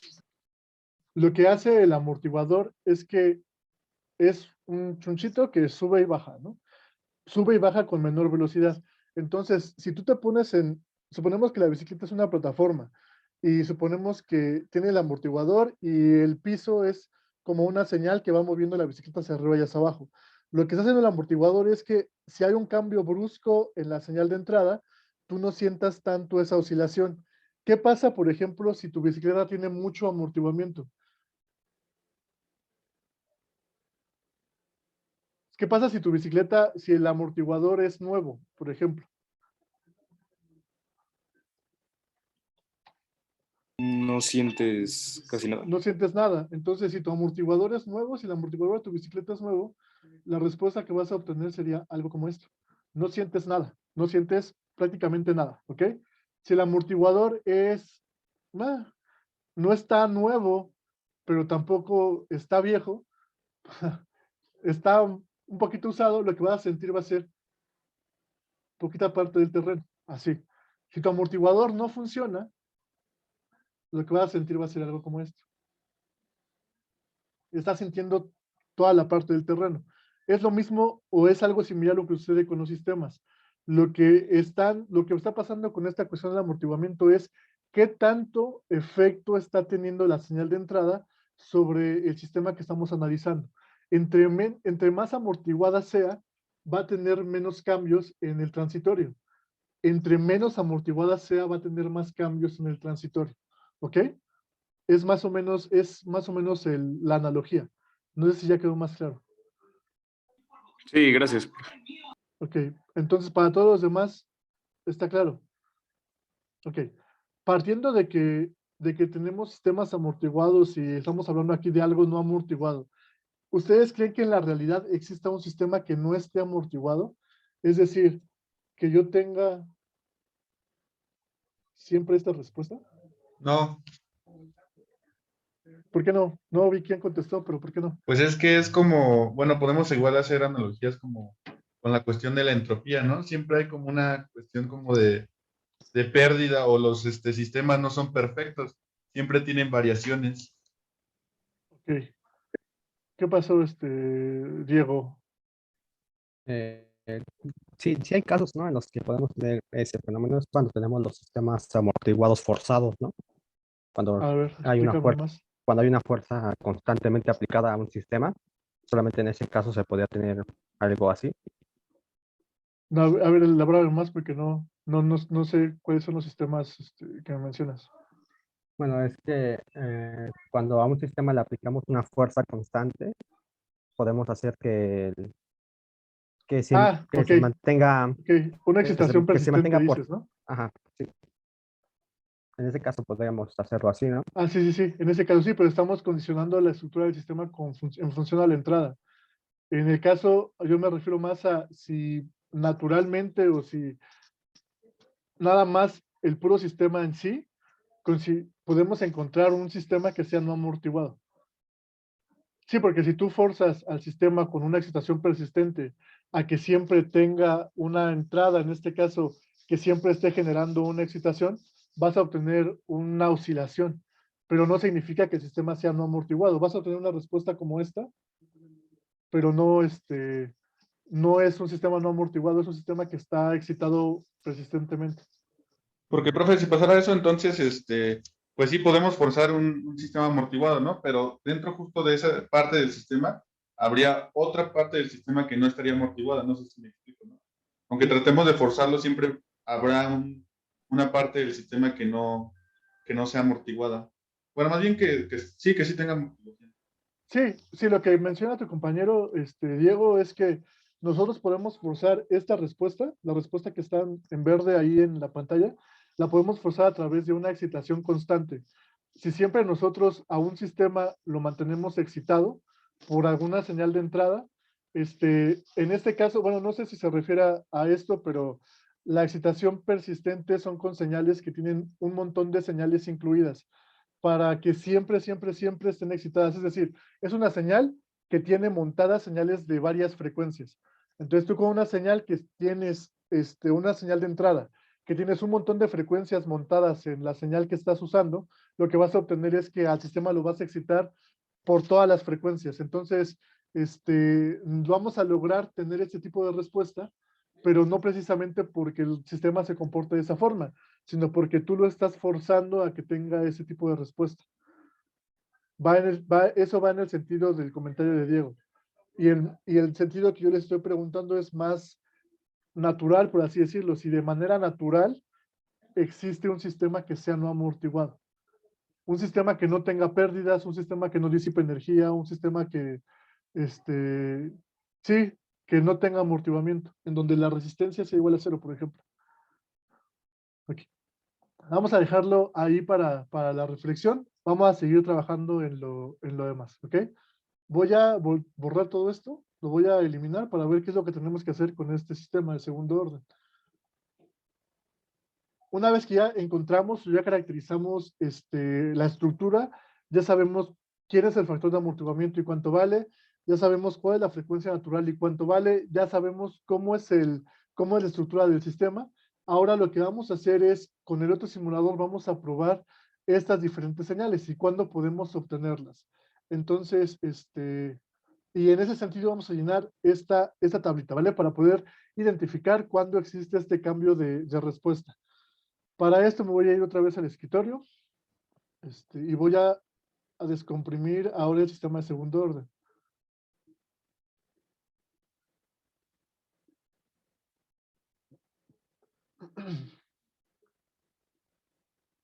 Mientras, ¿tienen alguna duda, alguna pregunta?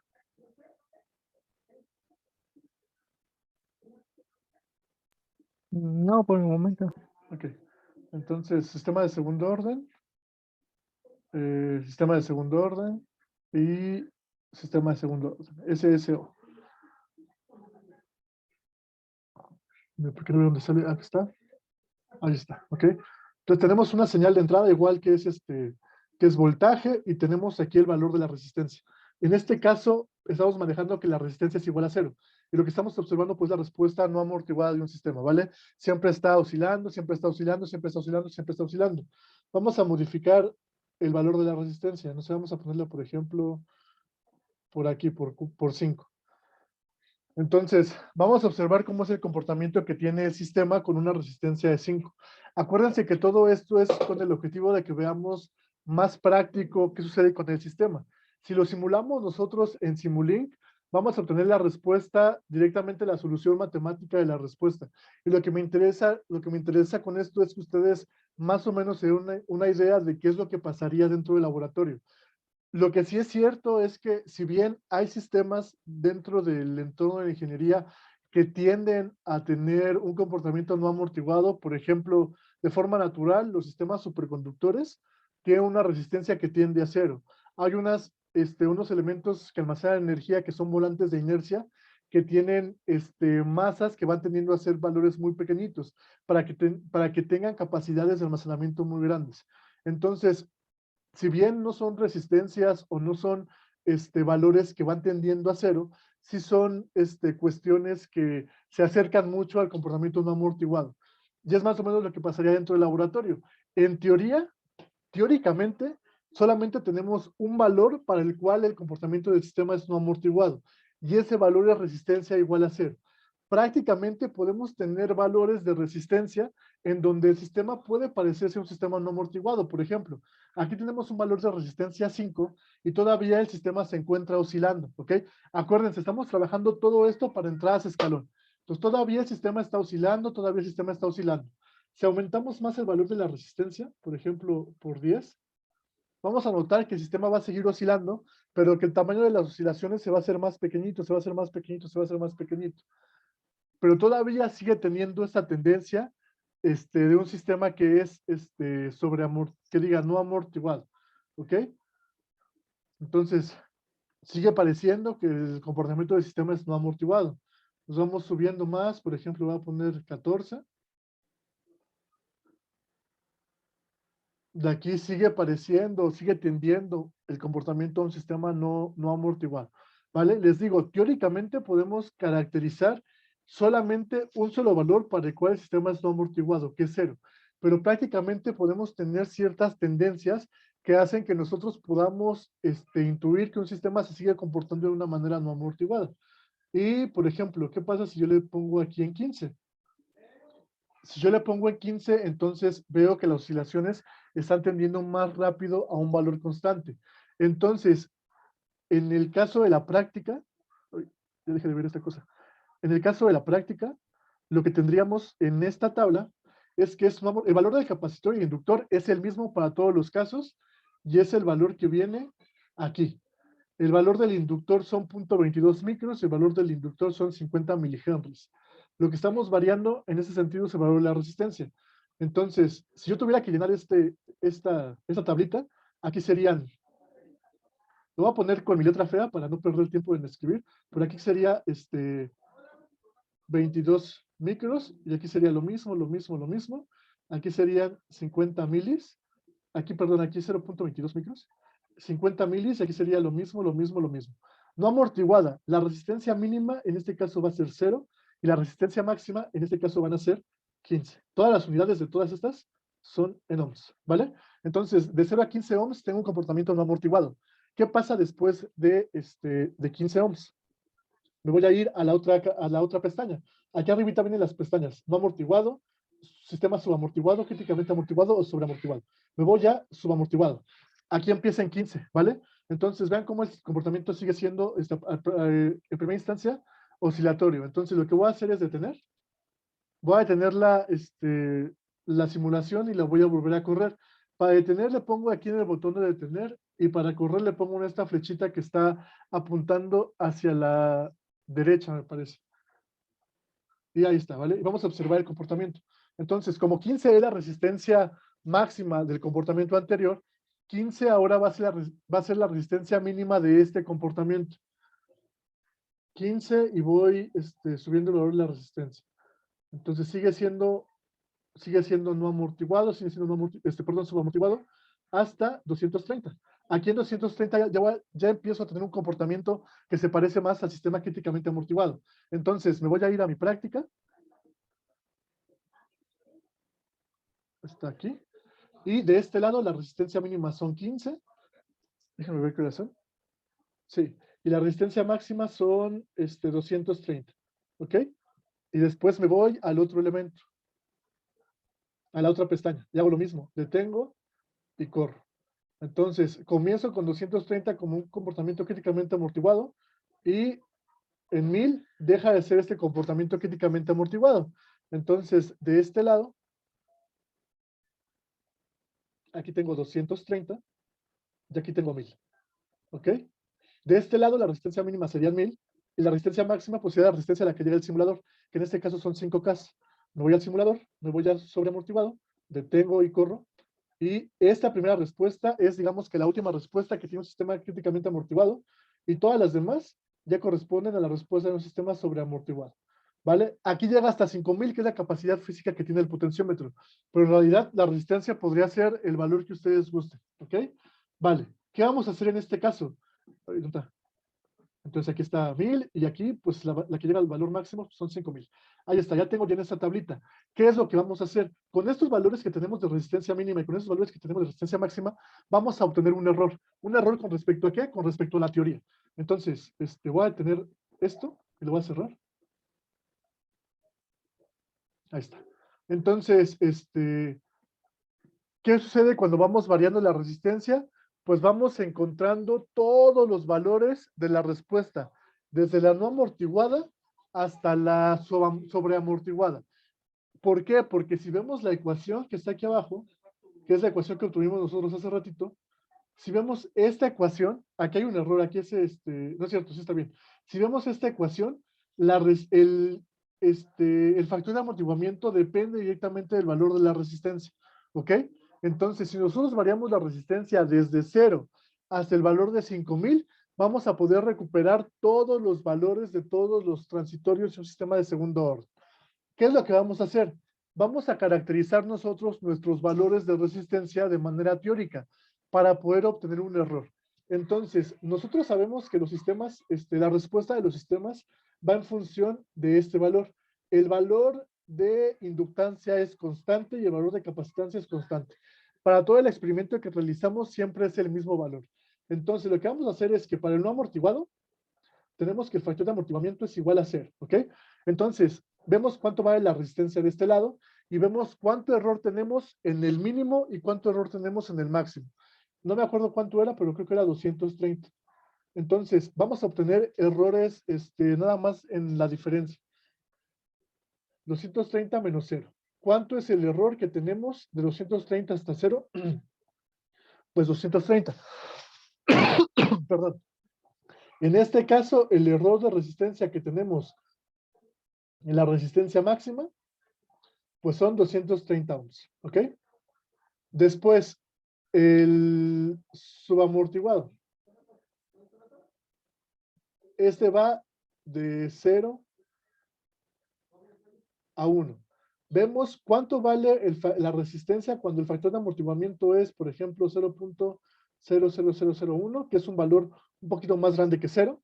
Vemos cuánto vale la resistencia con ese factor de amortiguamiento y lo comparamos con la resistencia mínima de la tabla que acabamos de obtener. Después vemos cuánto vale el factor de amortiguamiento en cuánto vale la resistencia con un factor de amortiguamiento en 0.99999, que es un poquito más pequeño que 1. Obtenemos el valor de la resistencia y obtenemos cuántos ohms lejos estamos del valor práctico que obtuvimos en la simulación.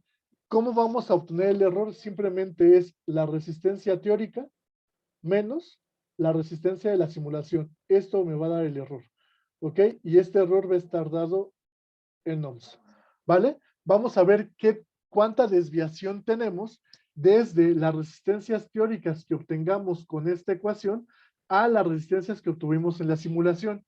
Y lo que vamos a llenar es una tablita. De este lado, vamos a completar la tabla con resistencia de error mínimo y resistencia de error máximo. En el caso de el no amortiguado es el mismo valor, 0, y en el caso de de la máxima sería 230. Tenemos 230 ohms de error. ¿Cuántos ohms obtuvimos en el caso subamortiguado? ¿Cuántos ohms obtuvimos de este caso? Y así sucesivamente con los otros dos casos. ¿Ok? Ya obtuvimos todos los valores de las resistencias para el caso de la simulación. Lo que tenemos que obtener ahora es qué tan lejos estamos con respecto a esta ecuación que estamos planteando de este lado. ¿Vale? ¿Dudas?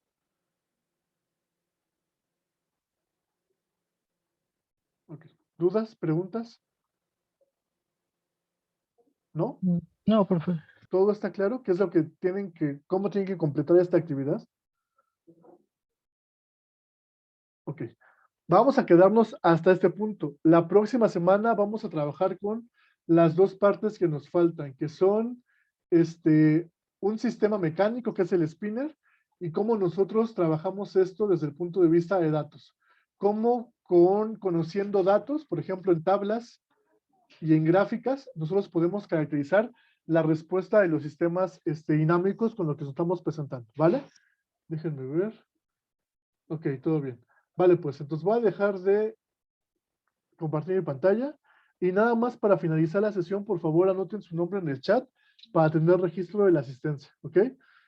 Una vez que anoten su nombre en el chat,